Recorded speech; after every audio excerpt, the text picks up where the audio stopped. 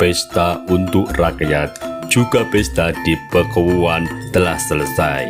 Tumapel mulai sunyi dalam tengah malam, dan dingin pancaroba membuat orang lari di bawah selimut masing-masing. Dalam bilik agung, Dedes berlutut menghadapi peraduan. Air matanya telah kering, tapi dalam hatinya masih juga mengudur tiada henti. Gede Mirah dan Rimang tak mampu menghiburnya.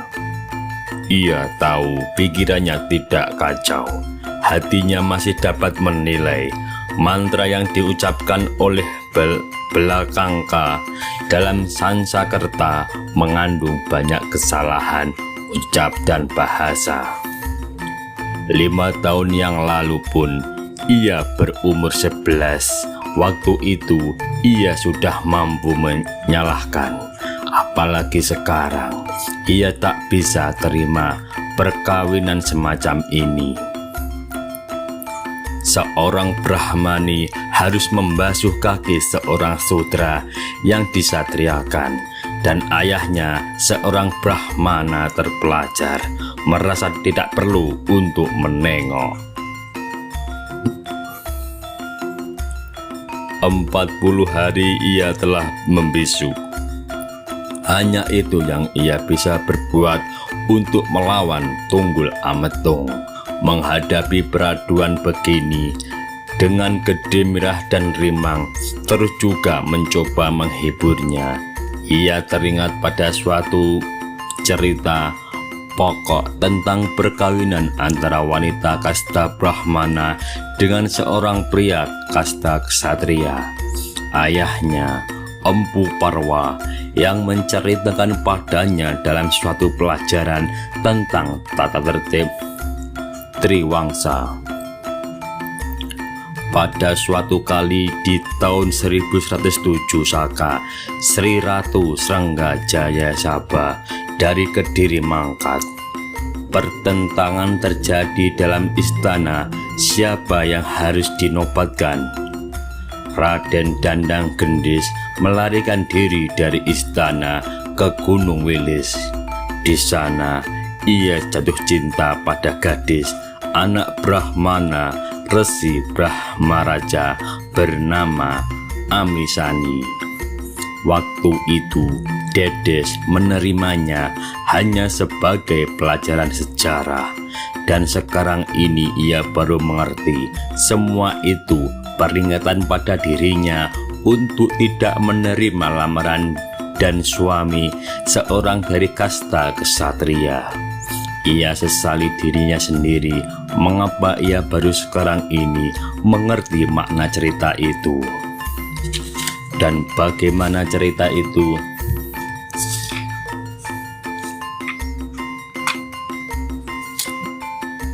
Dan bagaimana cerita itu selanjutnya? Resi Brahmaraja tidak menyetujui percintaan itu. Amisani ini, kata Resi, hanya gadis desa, tidak layak mendampingi tuan jadi Parameswari duduk di singgasana di kemudian hari. Tapi cinta telah membutakan Dandang Gendis. Ia menjawab, jika aku disuruh memilih antara Amisani dan mahkota, sekarang juga aku dapat katakan aku pilih Dewi Amisani.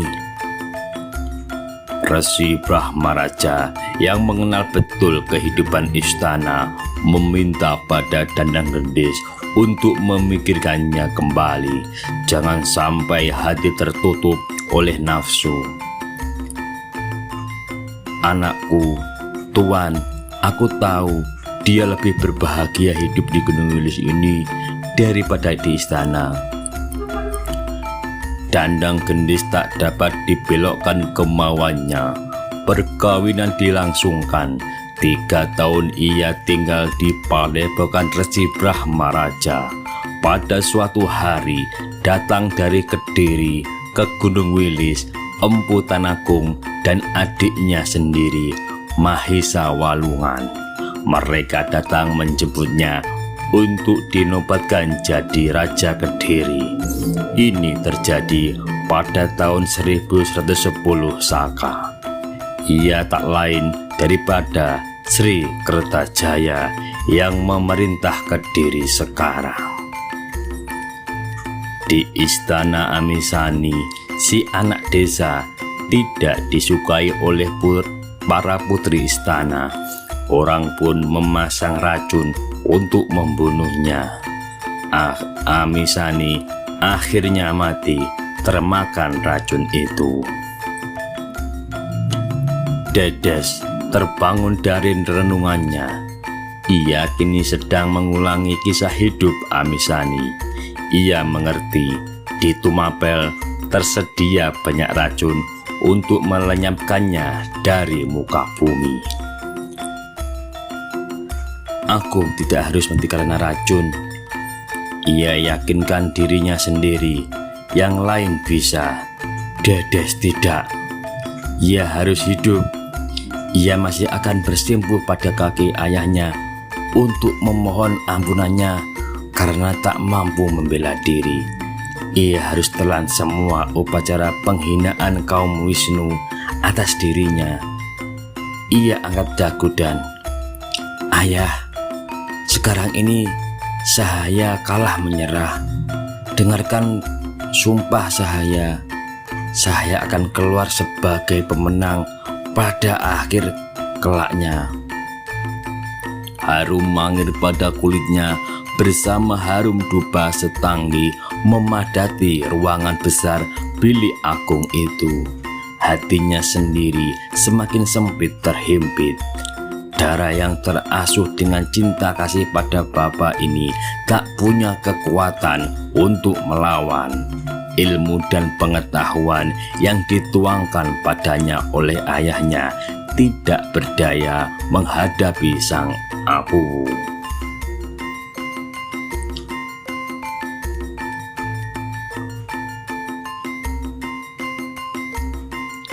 Akhir kelaknya Sahaya yang menang, ayah. Agunglah kau, puncak Triwangsa, kaum Brahmana. Agunglah yang Mahadewa Siwa. Dan Tunggul Ametung hanya seorang jantan yang tahu memaksa, merusak, memerintah, membinasakan, merampas, bahkan membaca ia tak pernah karena memang tak bisa menulis apalagi. Dedes tak tahu harus berbuat apa. Melawan ia tak mampu, lari ia pun tak mampu, meraung tidak mungkin. Dua orang wanita itu tiba-tiba bersiap-siap mengangkat sembah padanya dan meninggalkan bilik agung. Tanpa mengangkat pandang, tanpa berpaling, ia mengerti sang Akuwu telah meninggalkan pendopo dan memasuki ruang besar ini. Ia tetap berlutut menghadap keperaduan. Ia dengar langkah kaki, juga ia dengar suara terompah. Yang suci belakang kau. Langkah-langkah itu semakin mendekat, menghampirinya. Ia tahu detik-detik ini adalah upacara menaiki peraduan pengantin. Ia menggigil. Dedes tak memberikan sesuatu reaksi waktu tangan Tunggul Ametung dengan hati-hati melepas sutra terawang, mesir dari peniti dan tali, dan menyusupkan pada tangannya. Menurut tata tertib yang diketahuinya, dengan sutra itu ia harus membasuh muka Tunggul Ametung, badan dan tangan sebagai awal upacara. Tangan Akuwu itu menariknya dengan lembut, memaksanya berdiri dan memimpinnya ke arah jambang air bunga.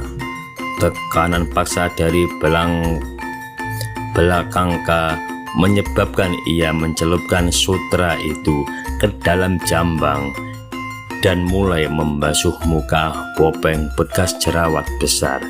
Kemudian dada dan dua belah tangannya yang berbulu. Sutra itu jatuh dari tangannya yang menggigil. Ia tetap menunduk di bawah tembusan pandang sang Akuwu. Yang Suci mengambil sutra itu dan menggandengkan tangan Tunggul Ametung pada pengantinnya.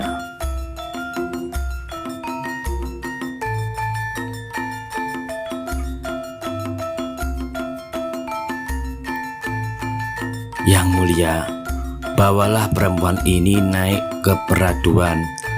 Para dewa membenarkan, pimpinlah dalam sanggama untuk mendapatkan karunia-Nya, mendapatkan calon pemangku tumampel. Ia bunyikan giring-giringnya, kemudian meninggalkan bilik agung. Berdua mereka berdiri di depan peraduan, mengawasi lembaran kapas yang tergelar di atas tilam. Sinar 4 damar di setiap pojok bilik itu menerangi seluruh ruangan, dan bayang-bayang hampir-hampir tiada.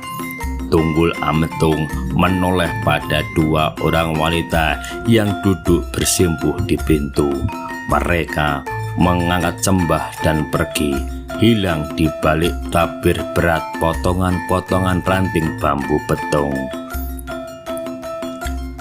Tunggul Ametung merabai lembaran kapas itu dan menatap pengantinnya, dan Dedes mengerti sepenuhnya kapas itu akan menampung darah perawan yang sebentar lagi harus ia teteskan.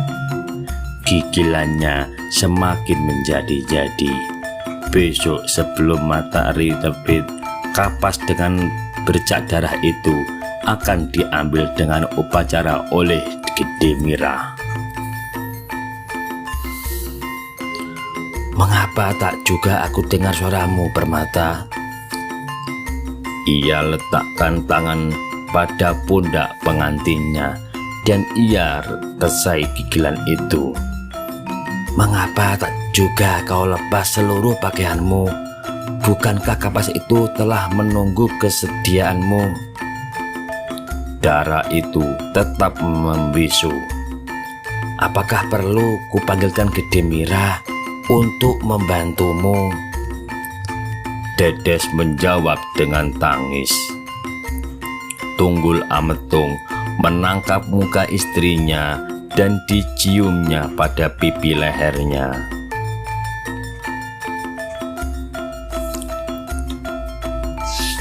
Keayuan yang keramat ini, para dewa semoga takkan merusaknya.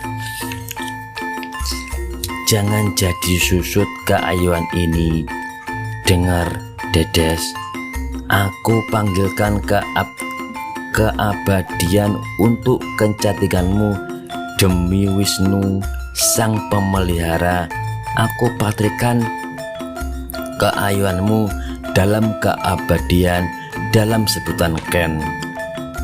Diam kau sekarang, dengarkan suamimu. Ken Dedes kehilangan keseimbangan, jatuh berlutut di hadapan peraduan. Mendengar denting bingal yang bersin Tuhan tidak wajar, Gede Mira masuk lagi ke dalam, mengangkat sembah dan, Yang Mulia, ia mempersembahkan kehadirannya. Tanpa menunggu perintah, Gede Mira membuka ikat pinggang emas Ken Dedes, meletakkan dengan rapi pada bagian kaki peraduan, kemudian menarik tali pinggang dan lolos semua pakaian pengantin itu telanjang bulat seperti boneka. Gede Mira mengangkatnya ke atas peraduan, tepat di atas lembaran kapas. Ken Dedes menutup matanya dengan tangan dan menangis tersengal-sengal, laksana boneka emas di atas lembaran perak. Bertahun ia telah mengimpikan saat ini. Waktu datang ternyata ia takut dan jijik sekaligus. Dan Gede Mira memindahkan tangan penutup mata itu ke samping dan memperbaiki rias, mengeringkan air mata, berbisik, "Bila Hang Surya besok mengirimkan restunya, tubuh dan jiwa pengantin ini sudah jadi sepenuh wanita." Ia tinggalkan bilik agung setelah mengangkat sembah. Tunggul Ametung memperhatikan tubuh istrinya yang indah terlentang seperti kala dilahirkan. Ia belaikan tangan pengasih pada pipi, leher, dada, dan perut pengantinnya.